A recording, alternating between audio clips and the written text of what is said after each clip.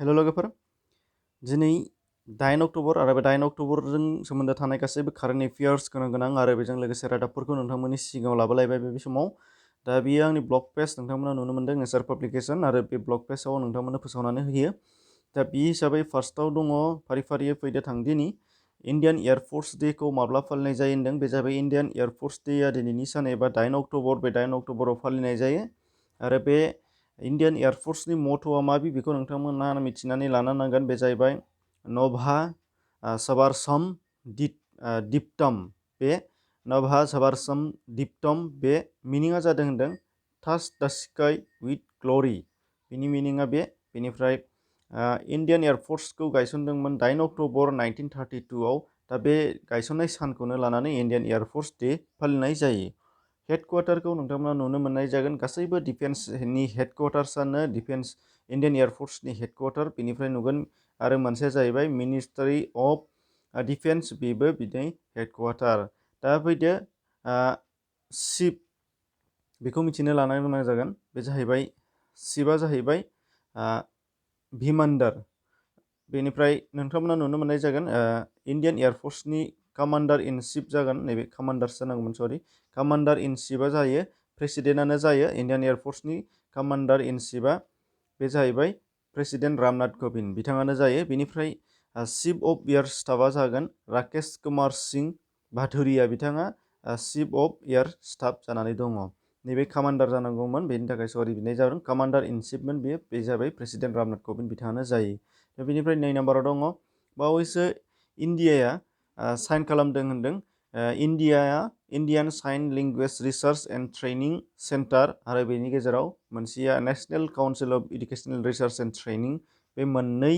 बिफाननि गेजेरावहाय मेमरेन्डाम अफ आन्डारस्टेन्डिंआव सहि होनाय जाबाय होनदों ministry of social justice and इनभारनमेन्टआ भारतनि ministry of social justice and इनभारनमेन्टनि जेनाखि मिनिस्टार बिथांमोनहा Indian sign language and research training centre बेजों लोगोसे national council of educational research and training बे मोननैनि गेजेराव सहि खालामबाय होनदों दा बे सहि खालामनाया मा जागोन होनदों दा बेनि गेजेरजों SCERTनि जेसेबांनाखि बिजाबफोर दिहुननाय दङ बियो गासैबो इन्डियान साइन लेंगुवेजाव गोग्लैजोबसिगोन होनदों दा बेयो जोबोद इम्परटेन्ट दा बे कुइसना जायफोरा नैबे SCERTनि आन्दाराव थानाय DELED एग्जाम होनो नागिरदों बा DELED कर्स लानो थाखाय फेट एग्जाम होगोन बिथांमोननि थाखाय बियो लेटेस्ट एकदम भेरि इम्परटेन्टथार दा बे हिसाबै बियो गोनां जाथारगोन कारेन्ट एफेयार्सआव दा बेयाव दा सोंथिया जादों इन्डियान साइन लेंगुवेजाव गोग्लैलांजोब्बाय आरो बेनिफ्राय NCERTनि गासैबो बिजाबफोरा बेयाव गोग्लैहैजोबसिगोन दा NCERTनि चेयारमेना दा सोर जाना दङ बेयाव नोंथांमोना नुगोन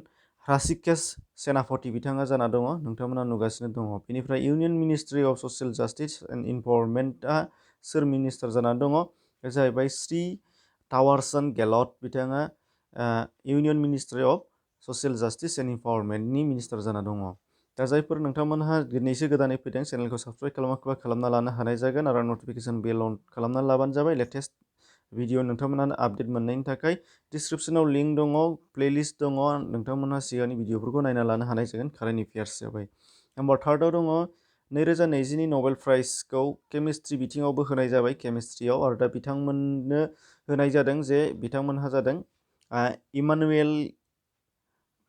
इमानुएल सार्पेन्टियार बिथांमोननो होनाय जादों बिथाङा फ्रान्सनि बेनिफ्राय जेनिफार डटना बिथाङा USAनि बे सानैनो होनाय जादों केमिस्ट्रि बिथिङाव आरो मानो होनाय जादों बेयो जाहैबाय for the development of a method for जिन'मि एडिटिंनि थाखाय बेखौ जौगाहोनायनि थाखाय बे बान्थाखौ होनाय जादों होनदों सानैनि मुंखौ नोंथांमोनहा लाबानो जाबाय नैबे सासे बे फ्रान्सनि आरो नैबे सासेया जाहैबाय USAनि दा बेनिफ्राय नुगोन नाम्बार 4आव मुंदांखा क्रिकेटार नाजिब तेराकाल बिथाङा लामायाव एक्सिडेन्ट जाब्रबनानै थैबाय होनदों बिथाङा बबे हादरनि क्रिकेटारमोन बे जाहैबाय आफगानिस्ताननि क्रिकेटारमोन बेनिफ्राय नुगोन आफगानिस्ताननि सोमोन्दै नोंथांमोननो दिन्थिनाय जायासै नोंथांमोना सार्च खालामनानैबो नायनो हानाय जागोन बे गासैखौबो आफगानिस्ताननि केपिटेल काबुल बेनिफ्राय प्राइम मिनिस्टार सोर दङ मा दं बेखौ नोंथांमोना नायदो अननानै बेनिफ्राय नबेल प्राइज इन फिजिक्सआवबो होनाय जाबाय 2020आव नबेल प्राइजखौ फिजिक्सआवबो होनाय जाबाय आरो माखासेखौबो नोंथांमोननि सिगाङाव दिन्थिबोगासिनोखा मैयाबो मोनसे दङमोन बेखौबो नोंथांमोना नायबानो जाबाय डिसक्रिपसनाव लिंक दङ दा नैबे नबेल प्राइजखौ फिजिक्सनि बेलायाव 50-50 माने खावसे हिसाबै राननानै होनाय जादों वान हाफ हिसाबै दा मोनहा सोर जाखो फारसेथिंजाय मोनगोन होनदों रजगार पेनरस बिथाङा मोनगोन। बेनिफ्राय फारसेथिंजाय रेनहार्ड गेन्जेल आरो एन्ड्रिया गेस बिथांमोननो होनाय जागोन होनदों। बेखौबो नोंथांमोना नट खालामना लानो नांगोन। बेनिफ्राय वर्ल्ड कटन डेखौ माब्ला फालिनाय जायो होनदों, बे जाहैबाय 7 अक्ट'बर। 7 अक्ट'बरखौ फालिनाय जायो वर्ल्ड कटन डे आरो बेखौ सेलेब्रेट खालामनाय जादों 2020आव ब्राजिल हादोराव। दा बेनिफ्राय बे 2020नि जेनाखि वर्ल्ड कटन डे बेनि थिमा जादों दा फाइबार डेट मुभ्स मी। बे जाहैबाय बेनि थिम, कटन इज टु दा फाइबार डेट मुभ्स मी। बे जाहैबाय 2020नि वर्ल्ड कटन डेनि थिम।